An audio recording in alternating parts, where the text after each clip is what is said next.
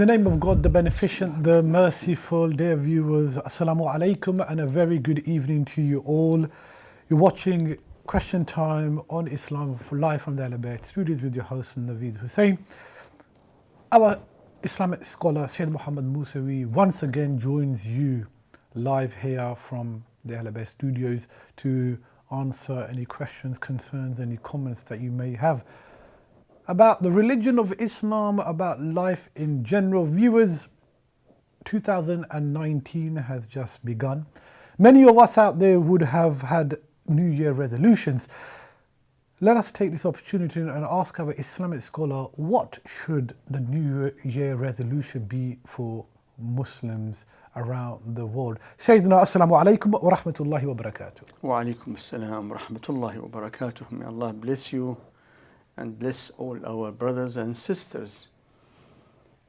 2019,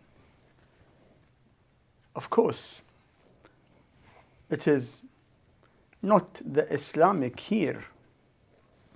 It is the Christian year, the year of the country where we live in the West, and many countries as well.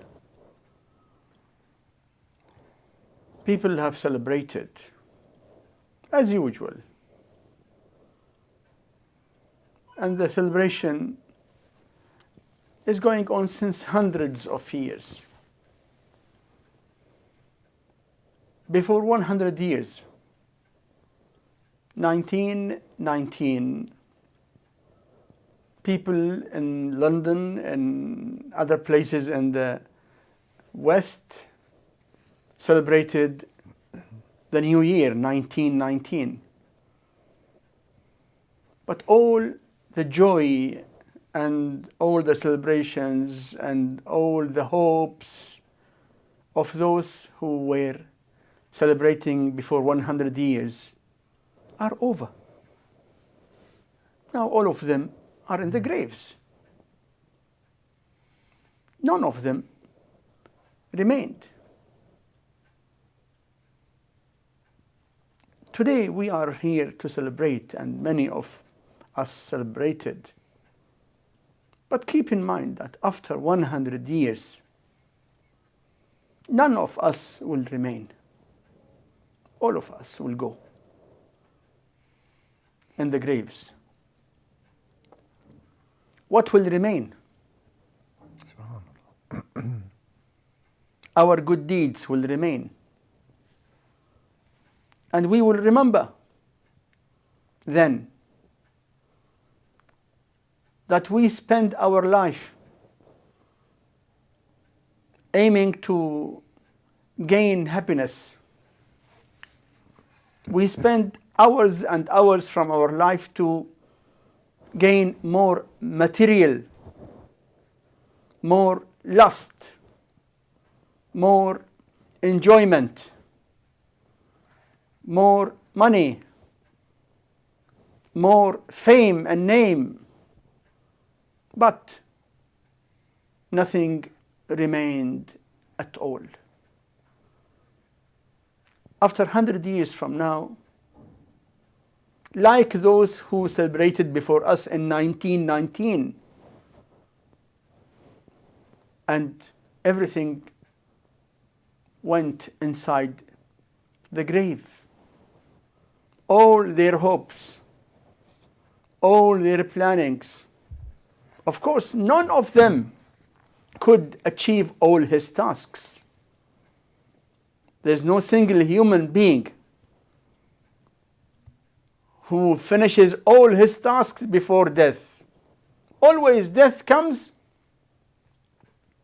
when we have still many things to do, many hopes, many plans. That's life.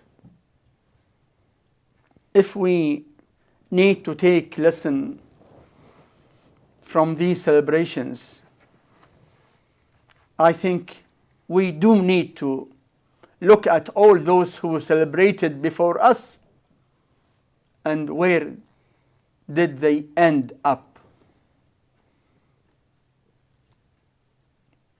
What is worth celebration is to do good. What is worth celebration is to live this life in a constructive way, to be good person, to be humble person, to be servant of Allah, and to do good for yourself, for your family, for your people, for the society, and for all the human beings. Otherwise, celebration will go on vain sooner or later, for sure. And our life in this universe is like a moment in millions of years. What is the value of this moment? But through this short life, we can gain the high degrees in the paradise and the best everlasting happiness in the paradise. And from this short life, bad people will go inside the hellfire deeper and deeper, because they turned their face away from the truth of this life, from Allah. The biggest fact in this universe is the Creator. He. To believe in Him, to love Him, to remember Him, to obey Him is the real life. To forget Him, to turn your face away from Him, to disobey Him, to ignore His orders is the disaster. Celebration must bring for us the wisdom of the result of all generations before us.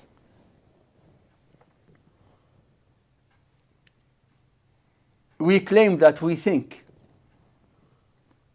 We claim that we have got rational thinking. If we really do rational thinking, we should not repeat the mistakes of those who were before us. We should take the main lessons from those who came before us. We are a generation. We are a generation. Before us, hundreds of generations came and went. And we are here to go tomorrow. And after us, generations will come and go.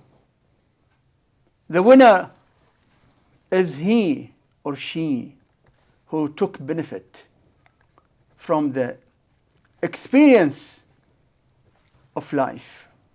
Those who dedicate their life to the good cause, to remembering Allah and worshipping Him and doing good, not obeying the evil desires, but obeying Allah.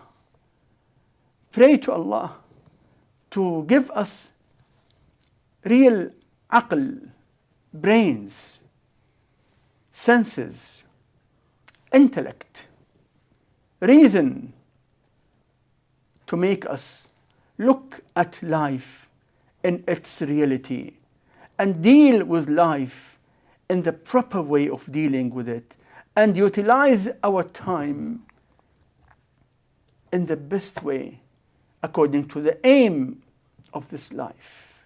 Not to be with those who are blind. Amir al-Mu'mineen, Ali alayhi salam said, "An-nasu niyam." People are asleep. إِذَا مَاتُوا انْتَبَهُوا. When they die, they wake up. We pray to Allah to wake us up before we die.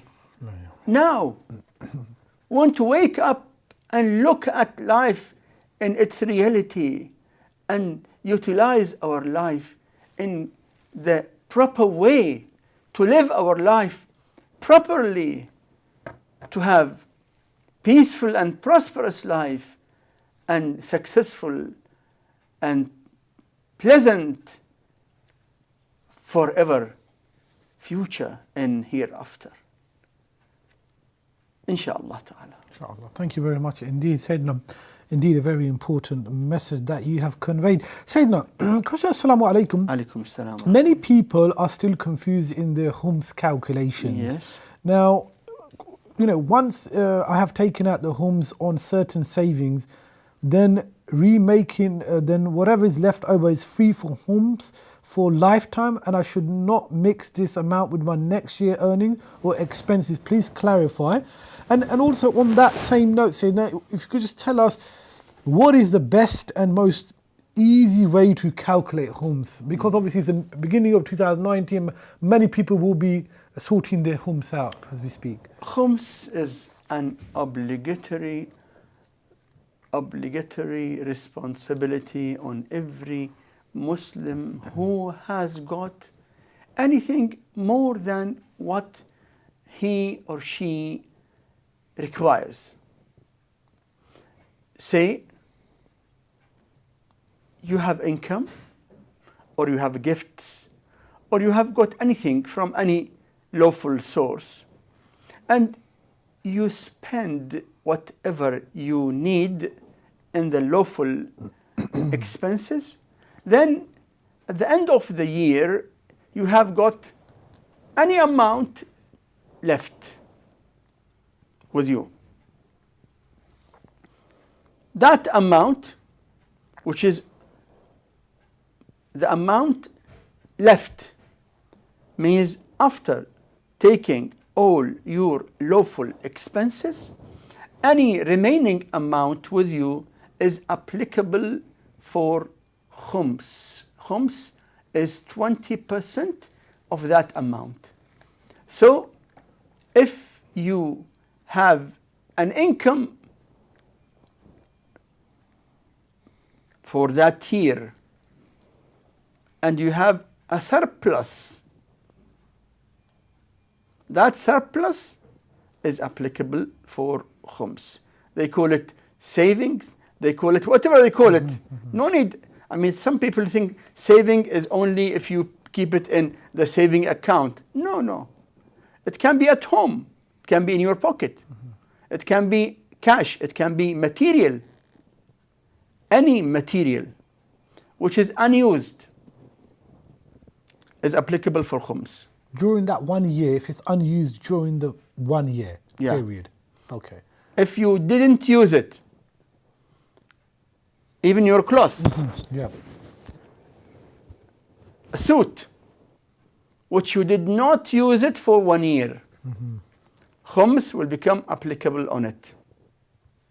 Ring, which you did not use it for 1 year, khums is applicable on it, on the value of that date of khums.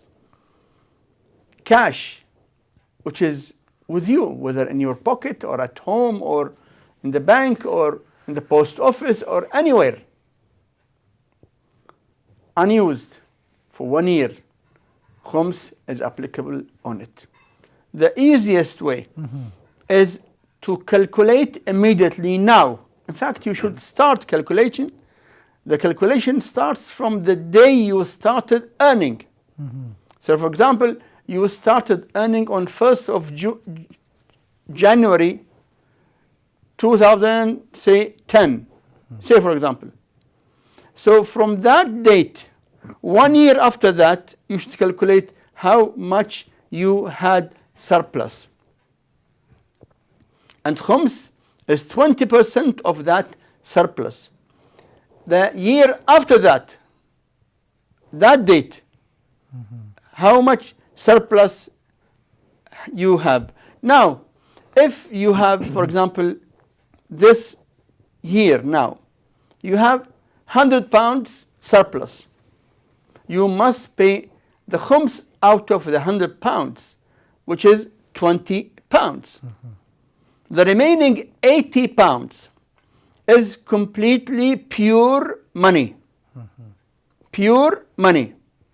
That 80 pound, if it remains with you for the future, no khums again on that money, because it has been already purified by paying khums out of it.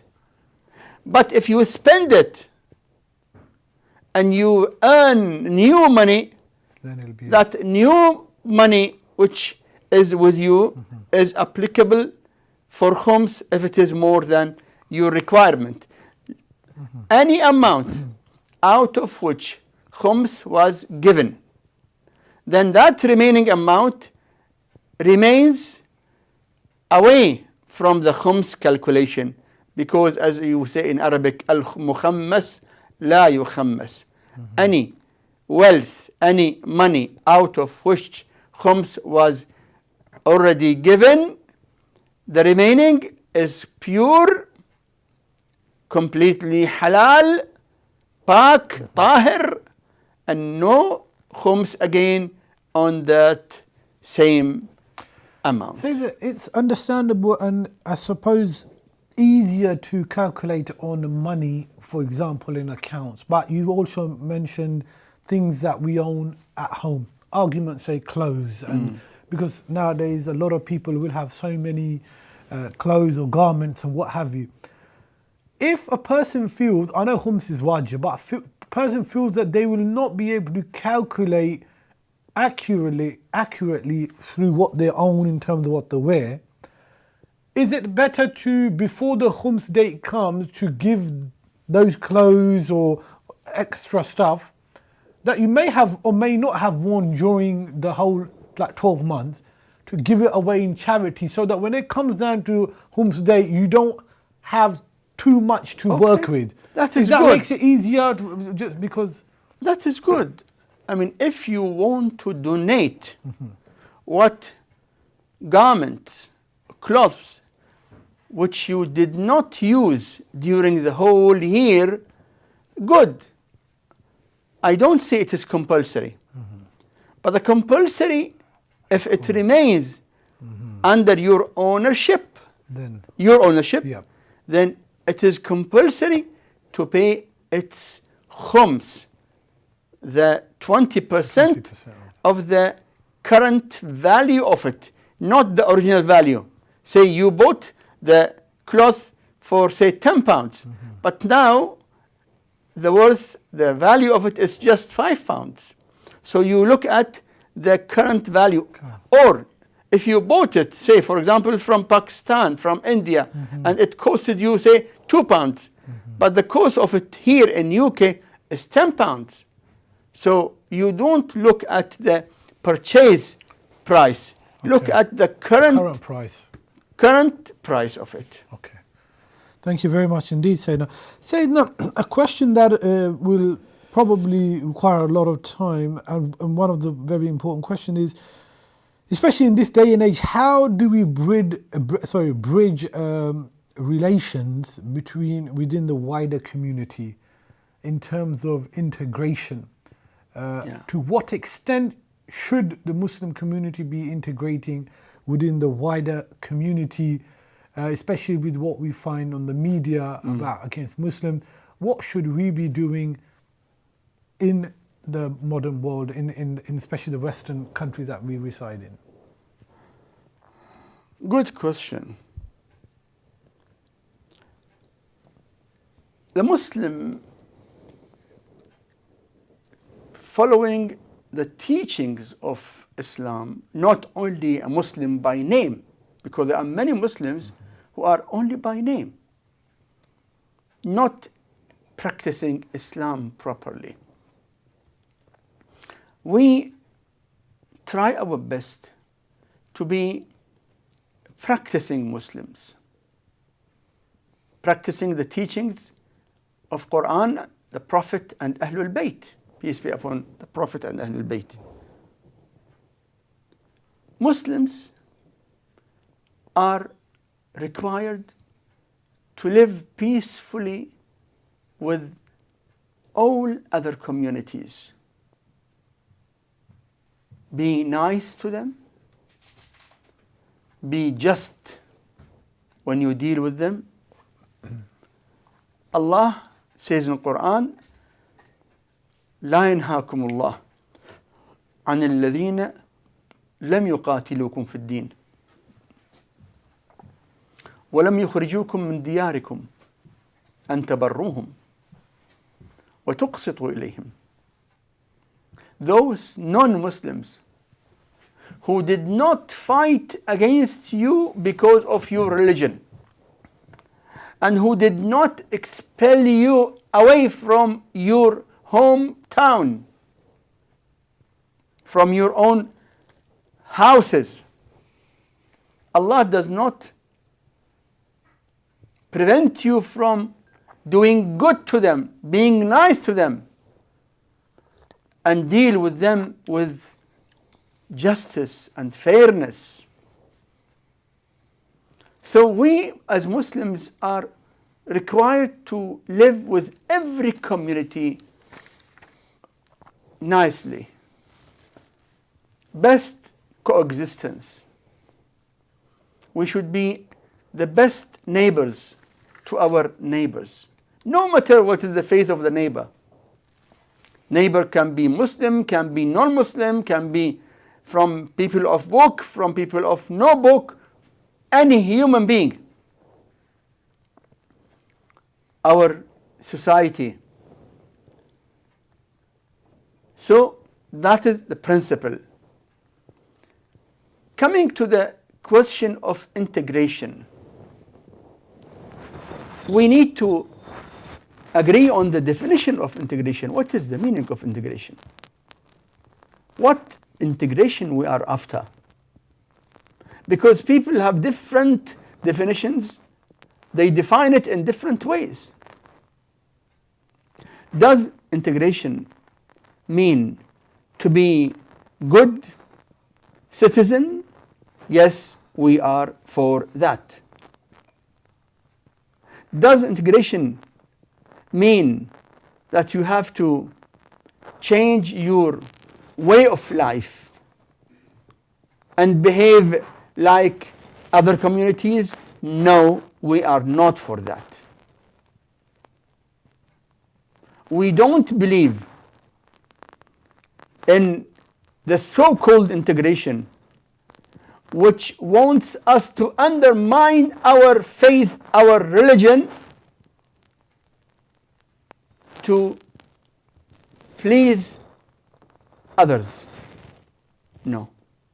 We respect others. Mutual respect. They have their right to practice their own faith, their own religion, their own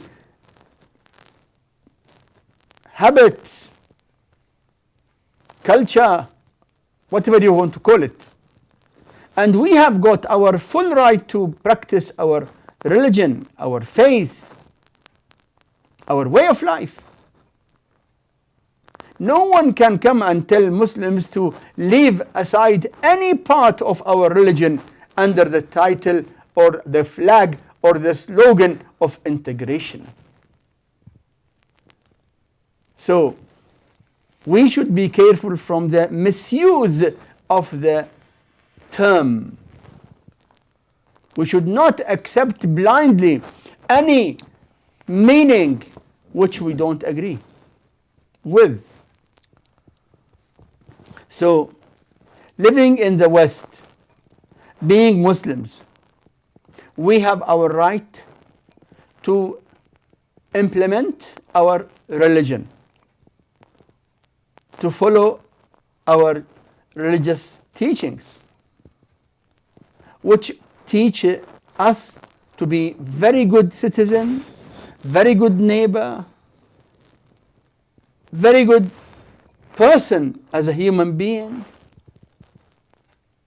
and no scope at all of compromising any of our religious practices for the sake of integration. If they say For example, why Muslim females wear hijab?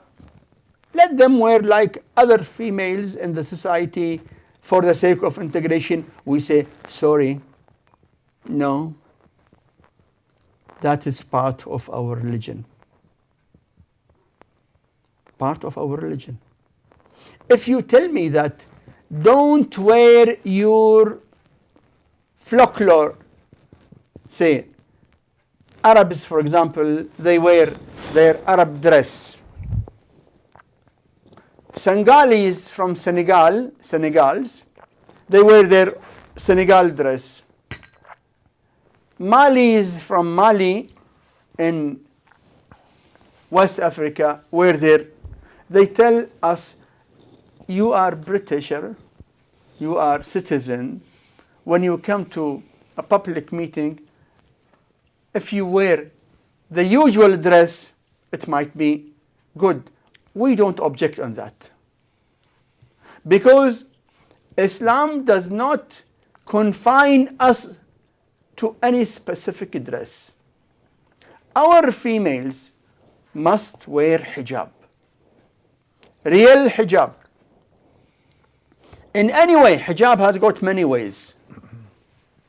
It should be covering all the body except the face and the hands.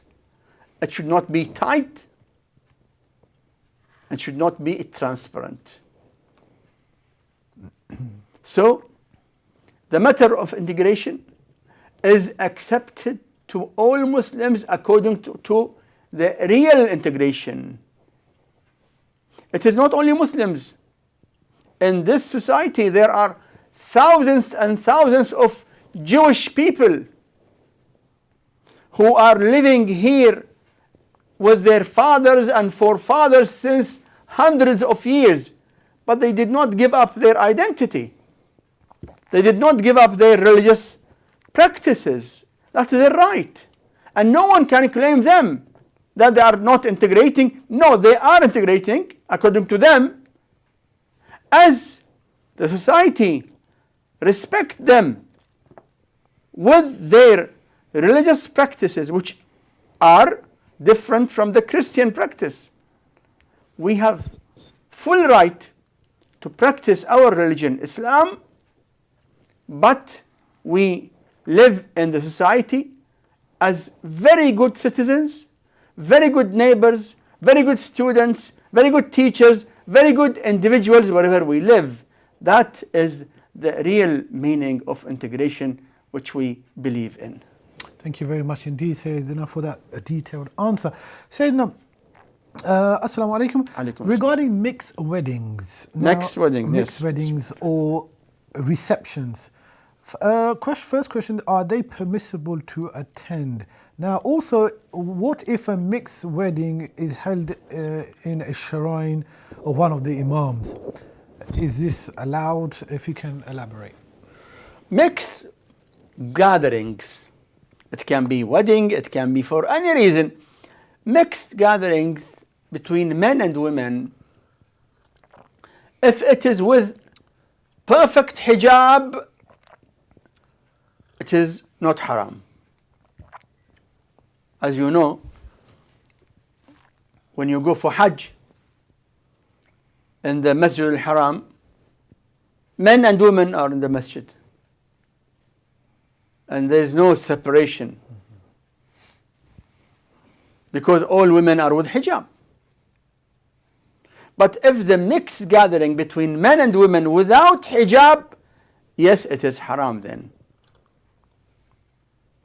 Yes, please. Thank you very much indeed.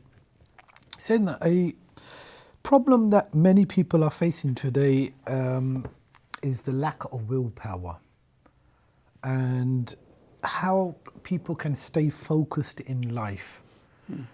Can you please give some information or how Islam can help someone build their own willpower? Because that is the, you can say the what is required in to achieve anything, whether it's waking up for namaz al-fajr or whether it's going through an exam.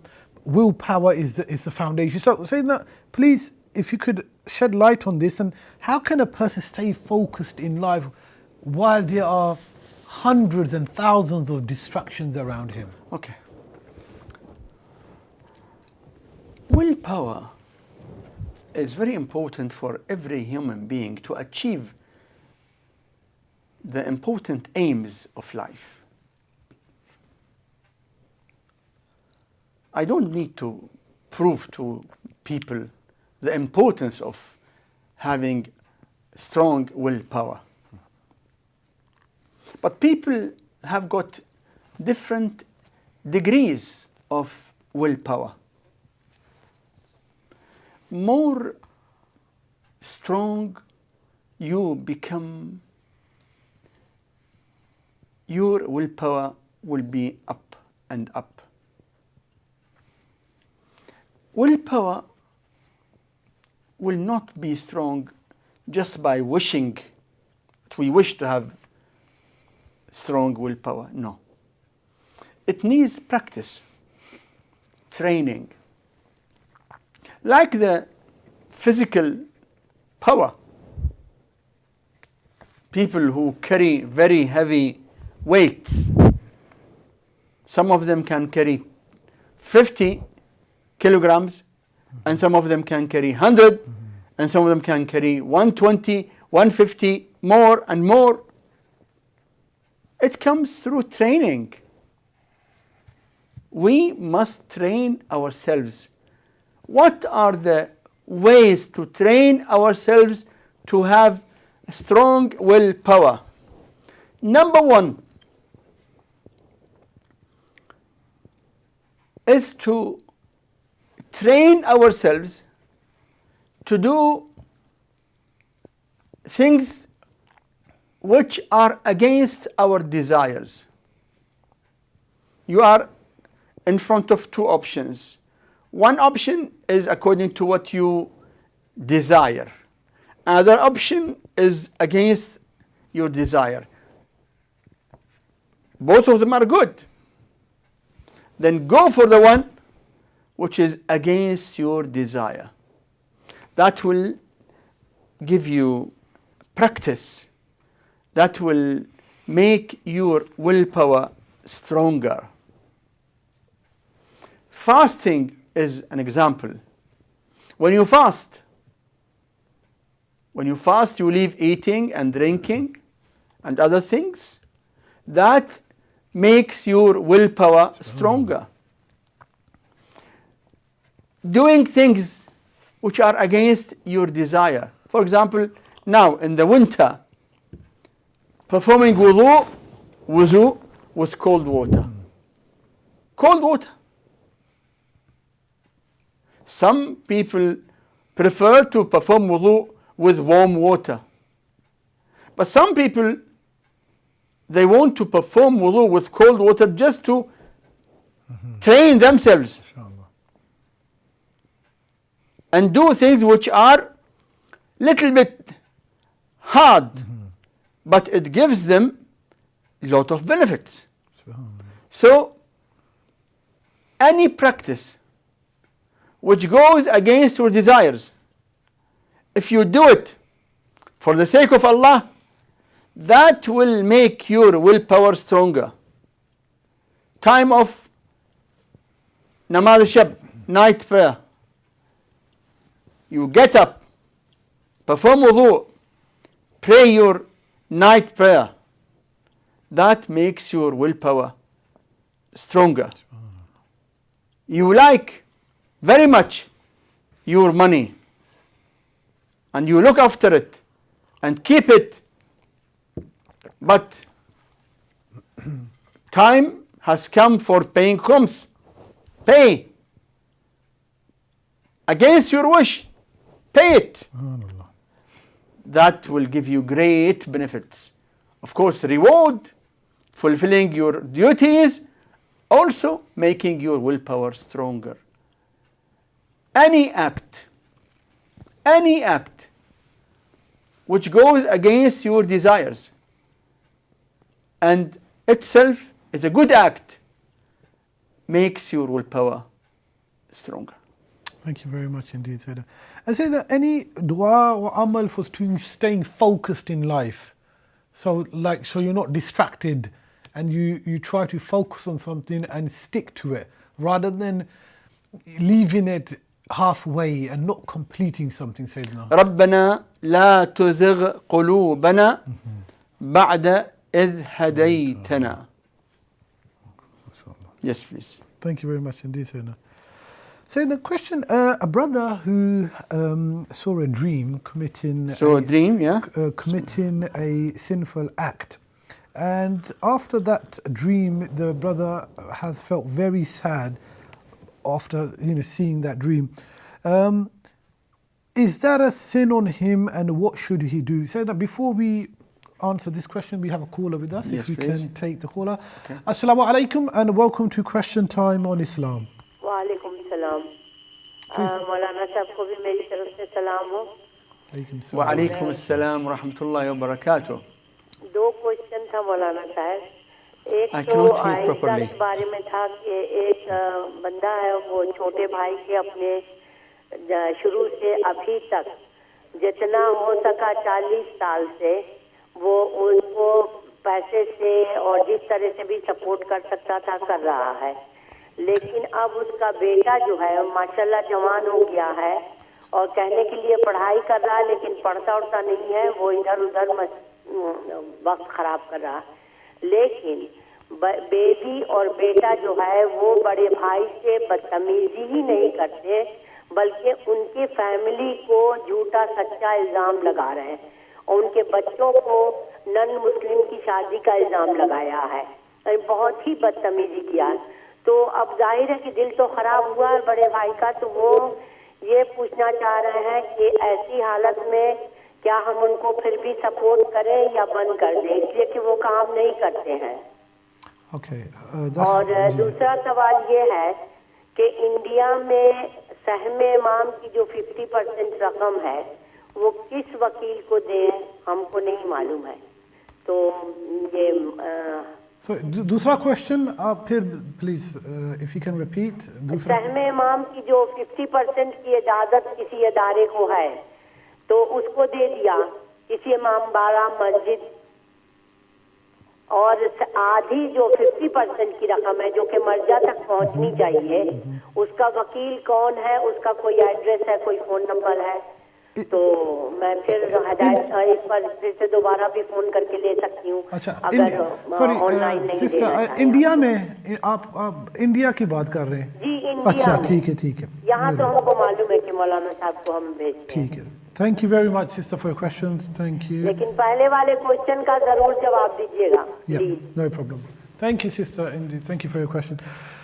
Sayyid, sisters asked the first question in a nutshell is a family that is supporting their siblings in terms of because they don't work.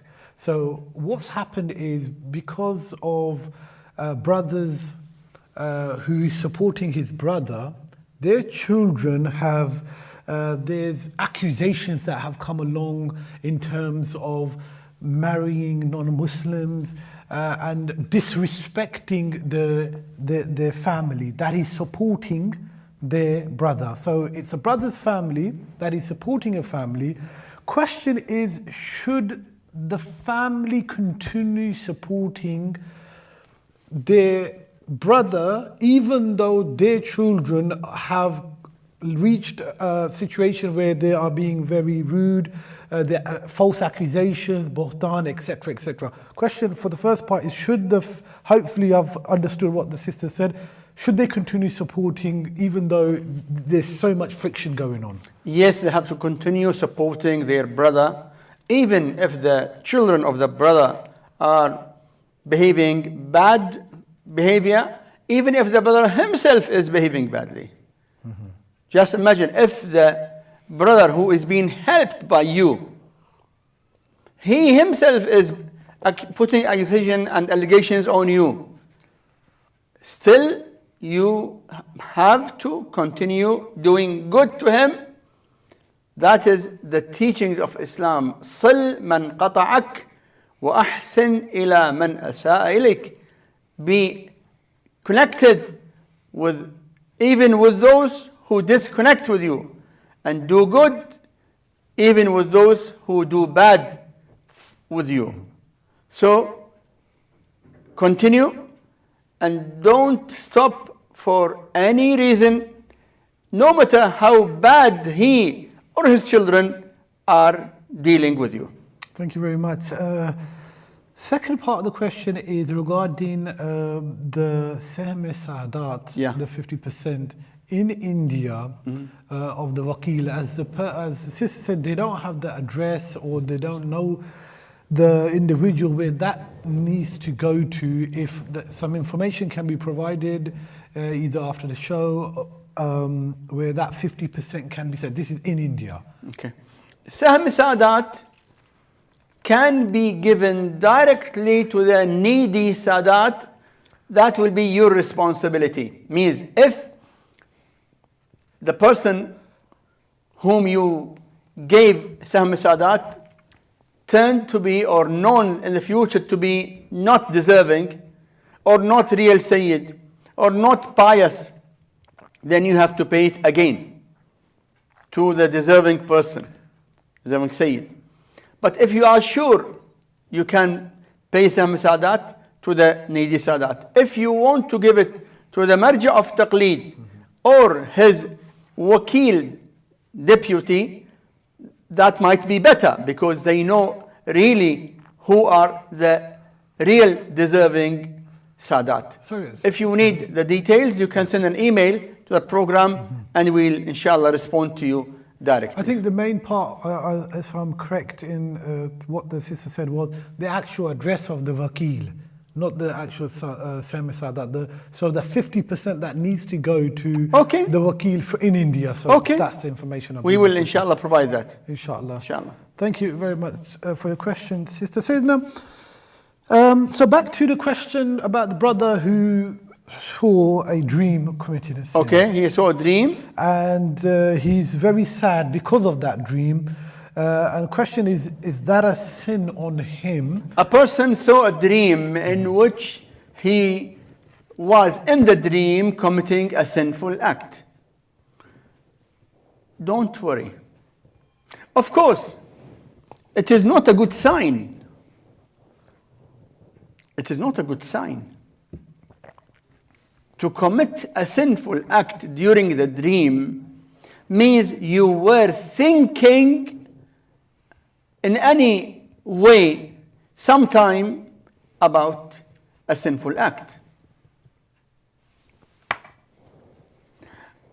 Keeping in mind that not every dream has real meaning.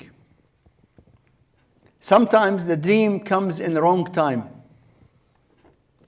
For example, any dream between Fajr namaz and sunrise has no value.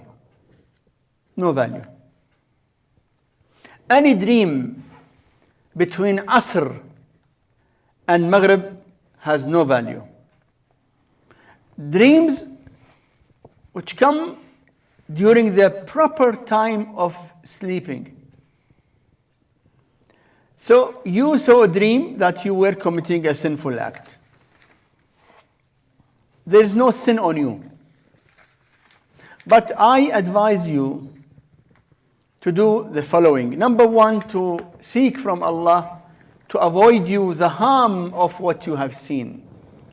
By saying in Arabic, Allahumma inni a'udhu bika min sharri ma ra'ayt. Oh Allah, I seek refuge of you from the harm of what I saw in my dream.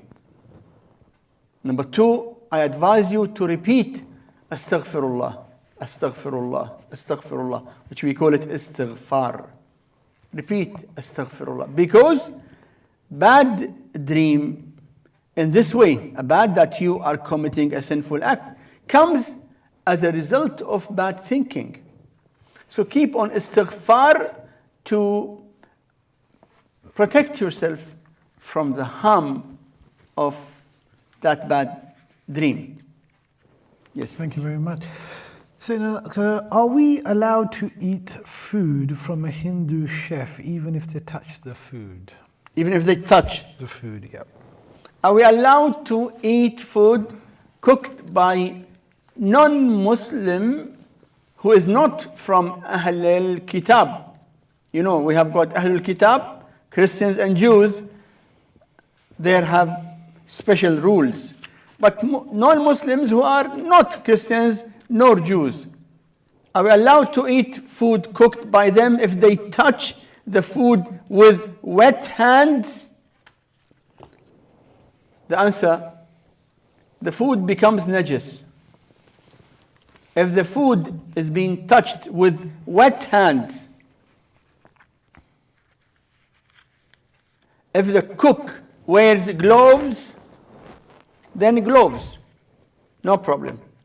But if they don't wear gloves and they cook and touch, for example, they make chapati using their hands, or they do any food, touching the food with their hands, wet hands, then the food becomes najis. And it is haram to eat a najis food. Here I would like to mention what is now going on in the media since yesterday, that 2 women in India entered a Hindu temple, and the 2 women were aged 40 years. And according to that temple, they don't allow any female who is less than 50 to enter the temple, because they claim that the female who can have the cycle of menstruation is considered impure, najis. And now lot of shouting and objections, and police and government is involved. Why these 2 women who are 40 years old entered the temple, which is against what they believe? What Islam says, what does Islam say about this? Does Islam allow females to enter masjid? The answer is of course. Islam allows any female to enter masjid if she is not at present going through the menstrual cycle. As you know, that the menstrual cycle is few days in every month. Minimum number of days of the menstrual cycle is 3 days continuously. And maximum number of it is 10 days continuously. So these few days, the female should not pray namaz, and she is not allowed to enter a masjid. But if she is not in the cycle, most of her time is not in the cycle. She goes for masjid, she goes for hajj, she goes ziyarat, she goes everywhere. Islam does not consider the female as an impure human being. No. This is wrong. This culture which looks at the females down, and those who don't allow the female who is less than 50 to enter any worship place is wrong. Completely wrong. They are blaming the female for something which is not in her hands. Allah, the Creator, created the human being in this way. And this menstrual cycle is a blessing from Allah. Otherwise, if there is no menstrual cycle, no pregnancy. Life will stop. If the cycle stops, then no female will be pregnant. Then life will stop. You are coming to blame the female who was created by the Creator as female without her choice, because she has menstrual cycle. what injustice. Unfortunately, in some cultures, they don't eat with the female who is passing through her menstrual cycle. They keep her away like a dog. They give her food and she should go somewhere, some corner away from them. That is completely wrong. They should remember their own mothers, sisters, aunts, all of them. God created from His mercy. He created the human beings as man and woman. من ذكر وأنثى. Allah created the human beings from male and female. So those who look down to the female just because she has menstrual cycle are doing really, really very bad. Always injustice is bad, but this is a very stupid injustice. Always injustice is bad. But I don't know how in the 21st century, with all the scientific and technological advancement, some people still believe in such useless thoughts that the female is down because she goes through menstrual cycle and they don't allow her to enter worship place, they don't eat with her, they degrade her. That is completely injustice. Thank you very much indeed, Sayyidina, for highlighting that point.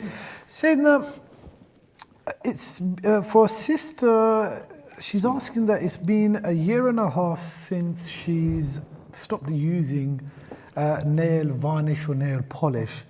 Now that whenever she starts, she feels that she's got a phobia against this now. So whenever she starts shaking hands with her friends, she feels that when she sees the nail varnish or polish on their obvious nails, she feels that it will come onto her and that, you know, she'll end up going to hell, and she's finding that life very difficult with this phobia.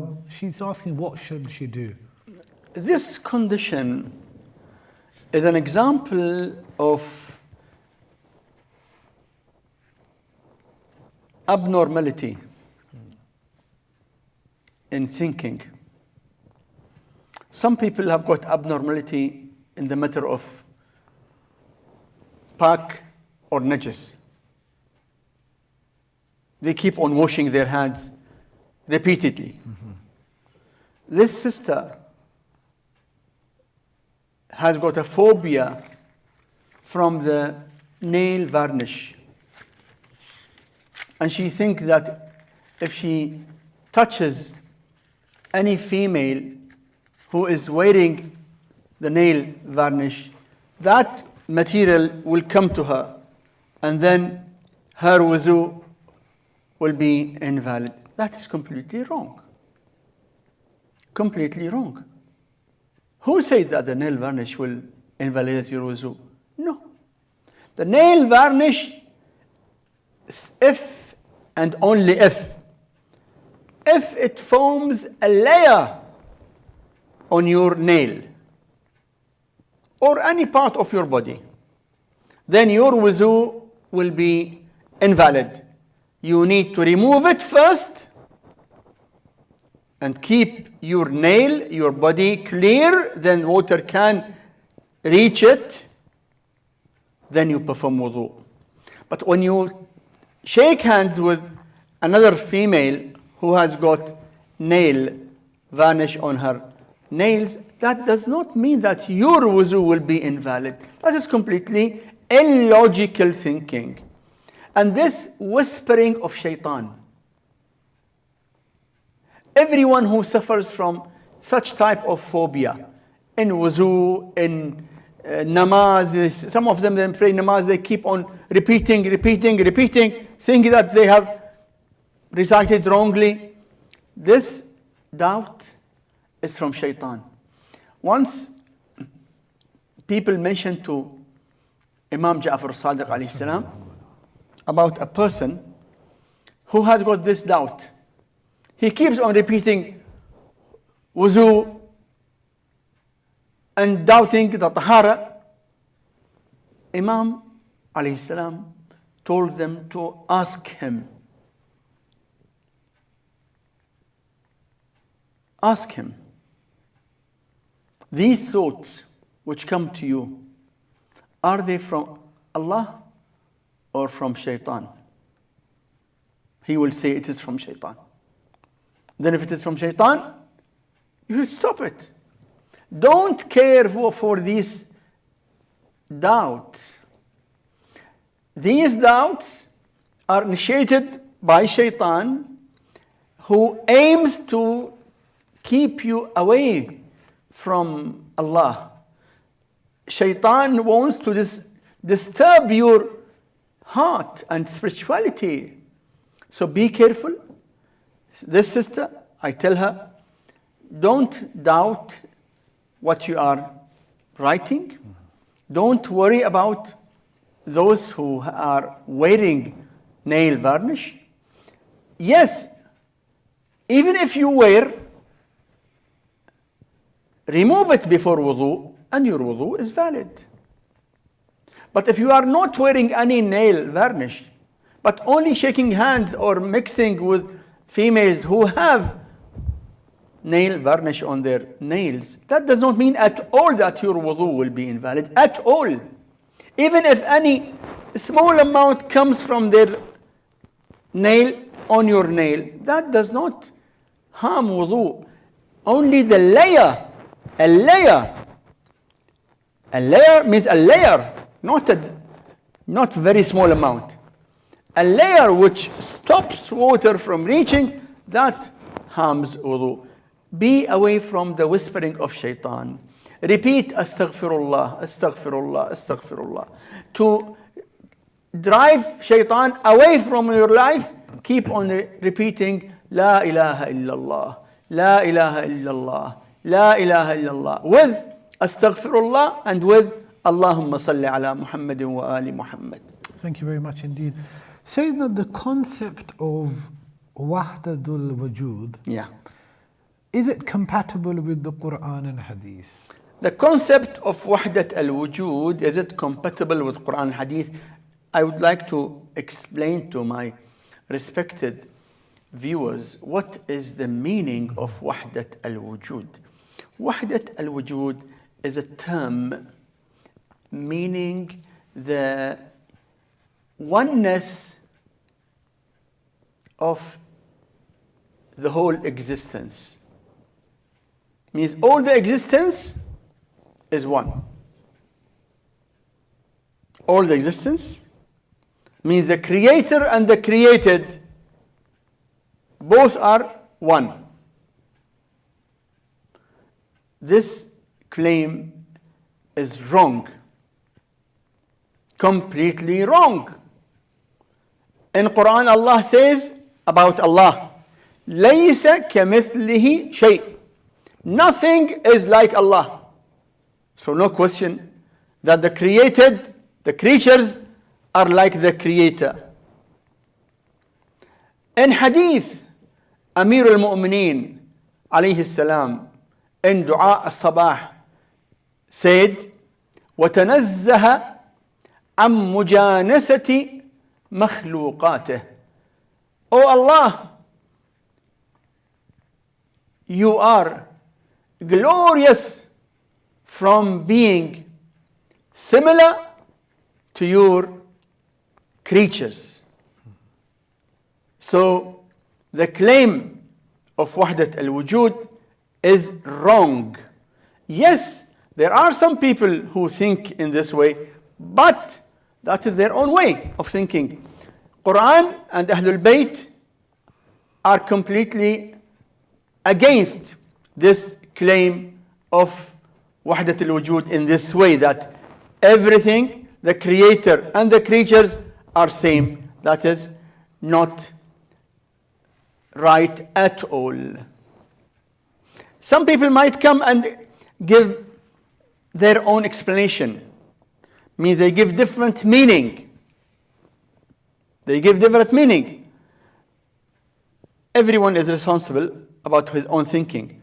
But at the face of it, anyone who claims that the whole universe, the whole existence, the creator and the creature, everything is same, no. Yes, all the creatures are same, yes. All the creatures are same.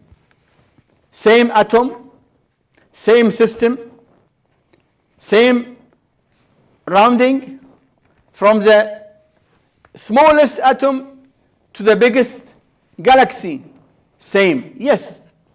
All the creatures are following the same system because the creator is one.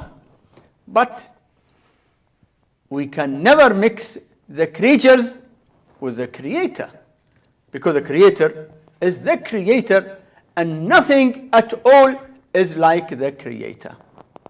Yes, please. Thank you very much indeed, Sayyidina. Sayyidina, another question, can a Muslim man donate his sperm to a sperm bank to help like an infertile woman? Can a Muslim man donate his sperm to a woman? To a sperm bank. To a sperm bank? To help. To help a woman who cannot conceive. Mm-hmm. The answer, it is not allowed for any woman to use the sperm of any man except her own husband's sperm. Not allowed to plant the sperm inside her ovary, but only the sperm of her husband. So if a woman wants to conceive, she must be his wife. She must be his wife. Then she can use his sperm. Not to use the sperm of an outsider man in her own ovary to become pregnant. Yes, please. Thank you very much indeed, Sayyidina. Sayyidina, question regarding any eyesight dua or amal, to have a sharp eyesight, if you feel like that you need, I suppose they mean either basirat or strong eyesight. Eyesight means eyesight. the eye, the vision, right? We have got many hadiths about things which make the eyesight stronger. Number one, reading Quran from the text, from the Mus'haf. Even those who don't know Arabic, open the Quran and look at it. Looking at the Quran itself makes your eyesight stronger. When you read Quran, read from the Mus'haf, from the text. The hadith says that will make your eyesight stronger, and that also will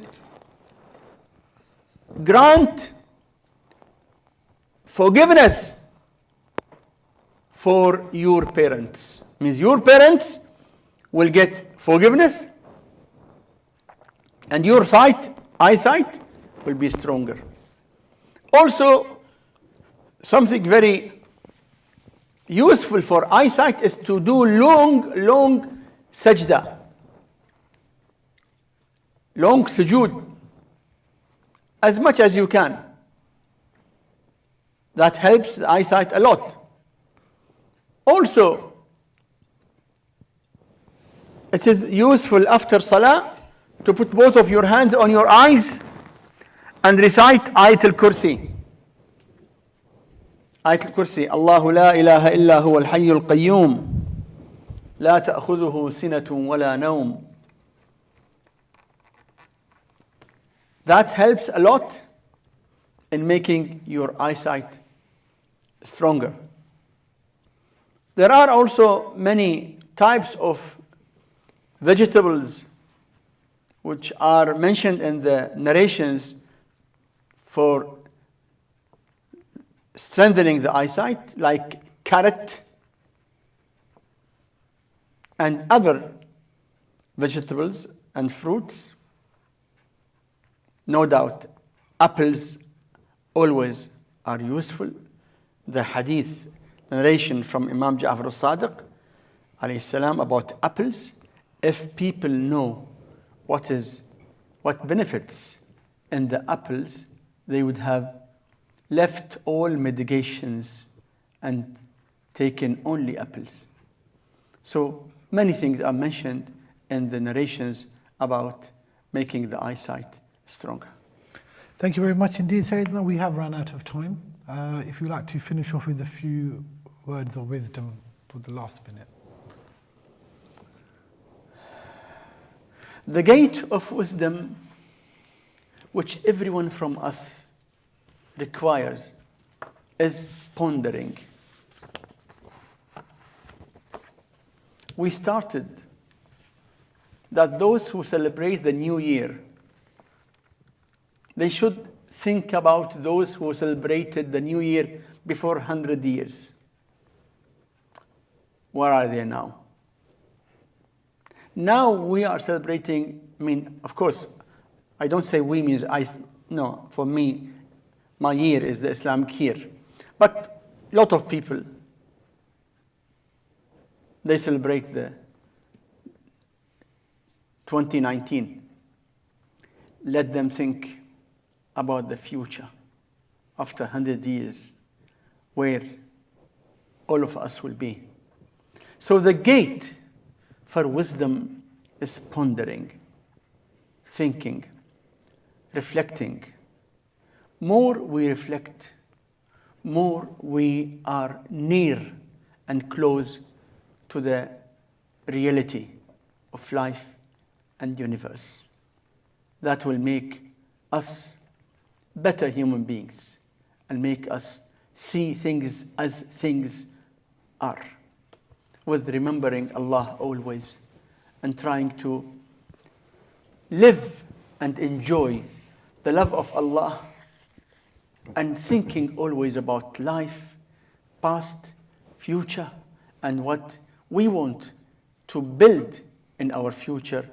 We want to build the success, the happiness, the prosperity with the Prophet and his holy progeny, Ahlebait. Allahumma salli ala Muhammad wa ali Muhammad. Thank you very much indeed, viewers. Thank you for joining us live from the Ahlebait studios. Join us same time next week. Wassalamu alaikum wa rahmatullahi wa barakatuh.